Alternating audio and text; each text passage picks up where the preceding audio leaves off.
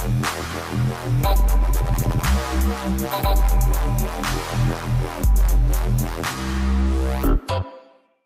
name is Marina Nissim. I'm EMEA's Business Development Manager at Startup.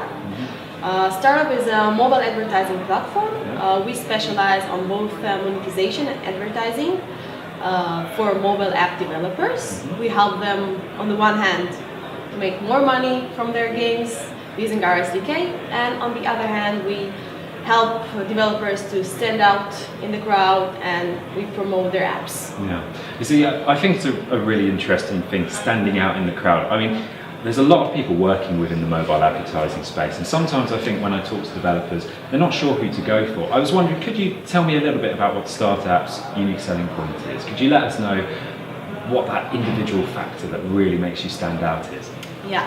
So the company focuses on two main dimensions. So we call it the brains and the beauty of the mobile advertising. So on the one hand, we have the challenge of serving the right ad to the right user at the right time, using our data, programmatic and BI tools. And on the other hand, we have the beauty side, which is the creative and innovative ad units for the users. And this is all about making the best products.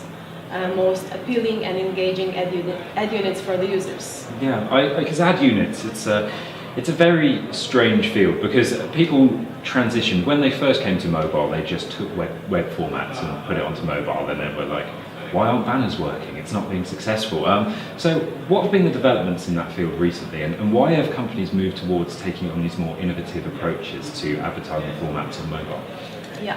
Because everything is about increasing performance at the end. We want to increase the KPIs, we want to increase CTR, we want to increase CR, we want to increase performance in order so we could pay to the publisher, the developer, the highest CPM in the industry and be competitive. And in order to do that, we need to develop on daily basis and weekly basis new ad units, new banners, test them, see what works better, and kill features that doesn't work. Yeah, it's a remarkably forward-thinking approach that they're trying to iterate and go through all of these different versions of ad banners. But of course, there's problems within the sector, particularly at the moment focused around Apple. So Apple's recent approach to incentivize video ads has caused some problems within the industry. What's your advice to companies who've perhaps been affected by this? Is there a way for them to? I mean, it's very difficult for someone to avoid this factor, the Apple effect. But is there a way that they can safeguard themselves against that, perhaps?